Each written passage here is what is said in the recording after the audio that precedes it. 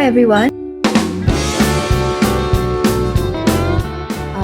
Open the FastQC software.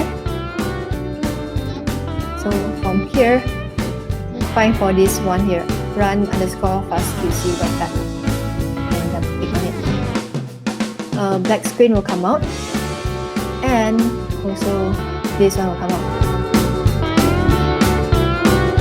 Just click on File and open to where the downloaded file is located. The good thing about FastQC is you are able to run two at the same time. Okay, so both are the sequence are already run.